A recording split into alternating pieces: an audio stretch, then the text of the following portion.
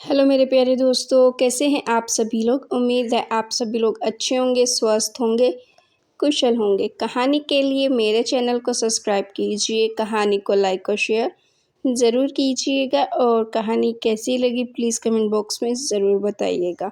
कहानी को लेकर कोई भी राय या सुझाव हो वो भी कमेंट बॉक्स में ज़रूर दीजिएगा। तो शुरू करते हैं हम आज की अपनी कहानी। रोशन सिंह एक मशहूर डॉक्टर जिसके पास मरीज का तांता लगा रहता। अपनी बारी के मुताबिक एक लड़की ने कमरे में प्रवेश करते हुए नमस्कार की तथा डॉक्टर के समीप रखे स्टूल पर बैठ गई। डॉक्टर ने कहा, हाँ बताइए, आपको क्या परेशानी है। लड़की ने कहा, डॉक्टर साहब, कुछ महीनों से मेरी उंगलियां नीचे की ओर मुड़ी हुई हैं। बहुत इलाज करवाया परंतु यह बंद मुट्ठियां खुलती ही नहीं हैं। डॉक्टर ने टेस्ट करवाए लेकिन रिपोर्ट में किसी भी बीमारी का संकेत नहीं मिला। डॉक्टर ने कुछ दवाइयां लिख दी और 1 सप्ताह बाद आने की सलाह दी। 1 सप्ताह के बाद लड़की फिर डॉक्टर के पास आई। उसे दवाइयों से कोई फर्क नहीं पड़ा। डॉक्टर ने दोबारा सारे टेस्ट करवाए, फिर भी सारे टेस्ट ठीक ही निकले। डॉक्टर ने फिर दवाइयाँ बदल कर दे दी तथा 2 सप्ताह के बाद आने की हिदायत दी। 2 सप्ताह के बाद वह लड़की फिर डॉक्टर के पास आई और उसने निराशा में डॉक्टर से कहा, डॉक्टर साहब, कोई फ़र्क नहीं पड़ा। डॉक्टर ने कहा, देखो, मैंने बढ़िया दवाई आपको दी है, तुम्हारे टेस्ट भी सारे ठीक हैं, तुम्हें दवाइयों से क्यों फ़र्क नहीं पड़ रहा। डॉक्टर ने सोचा इस लड़की को मनोवैज्ञानिक दृष्टि से टटोला जाए।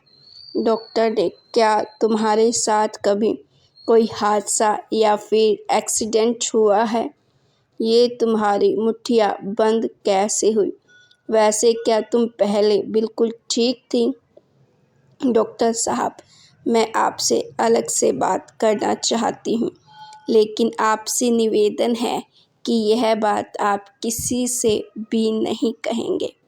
डॉक्टर ने वादा किया कि यह बात वह किसी से भी नहीं कहेगा। तुम निडर होकर सारी बात बताओ कि यह मुट्ठियाँ बंद कैसे हुई। वह लड़की सिसक कर रोने लगी और फिर आंखों से गिरते आंसू पोंछती हुई धैर्य से कहने लगी। उस लड़की ने अपने पर्स से एक खूबसूरत लड़की की तस्वीर निकालकर डॉक्टर के सामने रख दी। डॉक्टर ने उत्सुकता से पूछा, यह किसकी तस्वीर है। इस बीमारी से इसका क्या संबंध है। यह तो बहुत ही खूबसूरत लड़की की तस्वीर है। यह कौन है।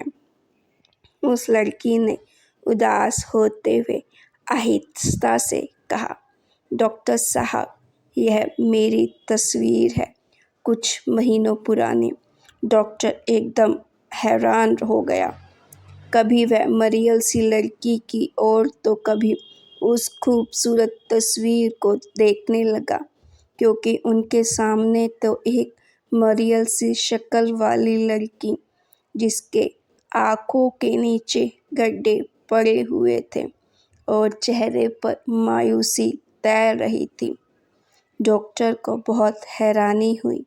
उसने पूछा कि यह सब माजरा क्या है कि इतनी खूबसूरत लड़की आज इतनी मरियल सी शक्ल वाली लड़की कैसे हो गई। डॉक्टर को हैरानी हुई। उसने पूछा कि यह सब माजरा क्या है कि इतनी खूबसूरत लड़की से इतनी भद्दी कुरूप शक्ल वाली लड़की कैसे बन गई। उस लड़की ने हिम्मत जुटाकर धीमी आवाज़ को तेज़ करते हुए बताया, डॉक्टर साहब, मैं एक कोर्ट कचहरी में एक जज न्यायाधीश की स्टेनोग्राफर थी। कुछ ही समय हुआ था मुझे वहाँ नौकरी लगे हुए। जज के यहाँ एक केस मुकदमा लगा हुआ था। यह केस एक खूबसूरत नवयुवक लड़के का था। उस लड़के के ऊपर स्मगलिंग का केस था। वह लड़का ऊंचे दर्जों के स्मगलरों में से एक था। कुछ महीने तक उसका मुकदमा चलता रहा। उस लड़के की जमानत हो चुकी थी, लेकिन उसे सज़ा होनी चाहिए थी क्योंकि सारे सबूत उसके खिलाफ थे। वह लड़का एक प्रतिष्ठित तथा कुलीन जमींदार घरानों से संबंध रखता था। वह लड़का मुकदमे की तारीख लेने के लिए मेरे पास मिन्नतें करता और मैं उसका भोला सा चेहरा देखकर उसकी मदद करने लगी। आहिस्ता आहिस्ता वह लड़का मेरे लिए कीमती तथा खूबसूरत तोहफे लाने लगा। मेरे ना कहने के बावजूद भी वह कोई ना कोई कीमती गिफ्ट ले ही आता था। बात यहाँ तक चली कि मैं उसके साथ बाजार शॉपिंग करने के लिए भी चली जाती। हमारी कुछ ही दिनों में ही गहरी दोस्ती हो गई। उस लड़के ने मुझे बताया कि वह निर्दोष है तथा उसे निजी दुश्मनी के कारण फंसाया गया है। उस लड़के के बताए कई परिणामों से मुझे यकीन हो गया कि उसका नाजायज़ फंसाया गया है। वह लड़का बहुत खूबसूरत होने के साथ साथ हिम्मती और दिलो जान लुटाने वाला था। मेरे साथ वह दिल से मोहब्बत करने लगा था। मैं भी उसे दिल दे चुकी थी। मैं और वह कभी कभी छुट्टी वाले दिन घूमने निकल जाते थे। उसने मेरे ऊपर पैसा पानी की तरह बहाया। उसने मुझे कभी भी शारीरिक संबंध बनाने के लिए नहीं कहा। उसकी यह आदत मुझे सबसे अच्छी लगी। उसके पास बढ़िया कीमती गाड़ी थी। मैं जिस शहर के बारे में जानने के लिए कहती, वह मुझे उसी शहर में घुमाने के लिए ले जाता था। मेरी हर ख्वाहिश पूरी करता। मुझे उससे सच्चे दिल से मोहब्बत हो गई थी। उस लड़के ने मुझे कहा, अगर आप मुझे मुकदमे से बरी करवा दो तो मैं तुम्हारे साथ शादी कर लूँगा। मैं उस लड़के से सहमत हो गई। वह मुझे कहा करता था कि हमारी दुश्मनी बहुत है, जिसकी वजह से तरह तरह के झूठे केस पुलिस डाल देती है।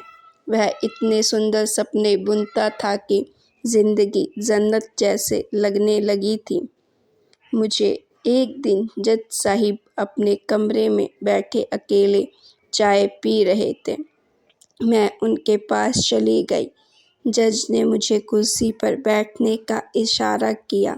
सिमट कर बैठ गई। मैंने जज से हिम्मत तथा धैर्य बांध कर कहा, सर, मेरे साथ एक वादा कीजिए कि आप मुझे इनकार नहीं करोगे।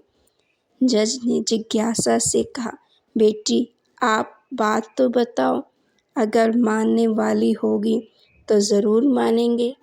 मैंने कुर्सी से थोड़ा आगे सरकते हुए संभल कर कहा, सर, जिस लड़के पर स्मगलिंग का केस चल रहा है उसे बरी कर दीजिए।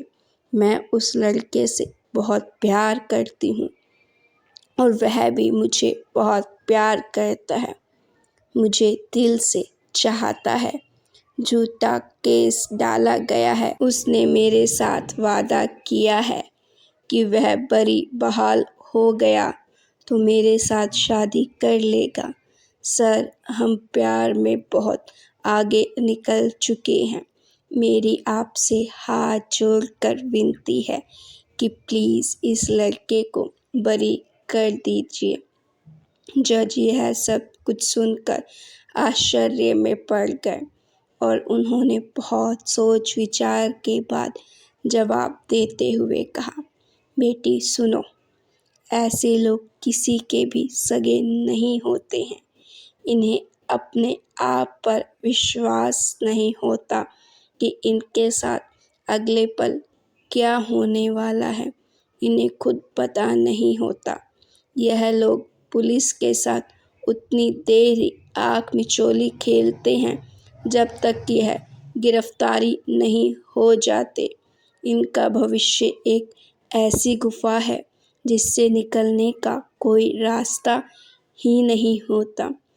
इन्हें आखिरकार एक दिन हथियार फेंकने पड़ते हैं। इन लोगों में प्यार, विश्वास और संस्कार नाम की कोई चीज़ नहीं होती। दरअसल इनके प्यार के ऊपर वाले हिस्से में शहद तथा नीचे वाले हिस्से में खतरनाक जहर होता है। सांप की भांति जोश में दोस्ताना संबंधों को रिश्ते का नाम देकर विवाह बंधन की जल्दबाजी नहीं करनी चाहिए। बेटी, तस्कर, स्मगलर लोग पर कभी भी भरोसा नहीं करना चाहिए। यह किसी भी वक्त मौत के मुंह में जा सकते हैं।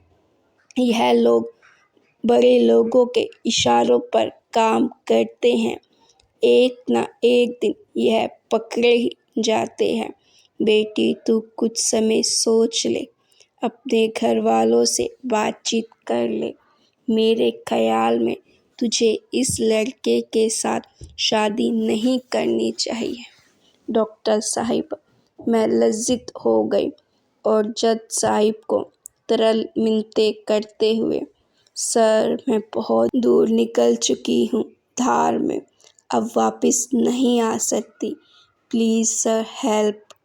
सर, मैं सारी उम्र आपका एहसान नहीं भूलूंगी। जज ने मजबूर होकर कहा, अच्छा बेटी, अगर तुम इतनी ही दूर चली गई हो प्यार में, अगर पक्का मन बना ही लिया है, तो फिर कुछ तारीखों के बाद उसे बरी कर दूंगा। लेकिन तुम यह किसी से भी नहीं कहोगी। मैं खुशी में पागल होती जा रही थी। ड्यूटी के बाद शाम को मैं उस लड़के से मिली, उसे सारी बात सुना दी और उसे हिदायत दी कि तुम किसी से भी यह बात नहीं करोगे। वह बहुत खुश हो गया था। हम अपनी आगे की ज़िंदगी के बारे में कई हसीन सपने देखने लगे। भविष्य की अनेक योजनाओं का चित्रण कर लिया। हम छुट्टी वाले दिन बाहर घूमने चले जाते। उस लड़के के साथ अनेक शहर, हिमाचल प्रदेश, जम्मू कश्मीर, गोवा आदि राज्यों के शहरों में भ्रमण किया। भ्रमण का सारा खर्चा वह लड़का ही करता है। हम दोनों बहुत खुश थे। एक दिन जज ने मुझे बुलाकर कहा, देखो बेटी, 2 दिन के पश्चात मैं इस लड़के को बरी कर दूंगा तथा तुम खुशी खुशी शादी कर लेना। लड़के ने मुझे कहा कि जिस दिन मैं बरी हो जाऊं, मैं तुम्हें 5 बजे के बाद तेरी ड्यूटी के बाद बस स्टैंड के बाहर एक स्तंभ के नीचे मिलूंगा तथा वहां से फिर हम गाड़ी में बैठकर चले जाएंगे। उसने मेरे साथ समय स्थान निश्चित कर लिया। निश्चित समय वाले दिन जज ने लड़के को बरी कर दिया। लड़का मुझे कोर्ट में इशारा करके चला गया। मेरी खुशी का कोई ठिकाना नहीं था।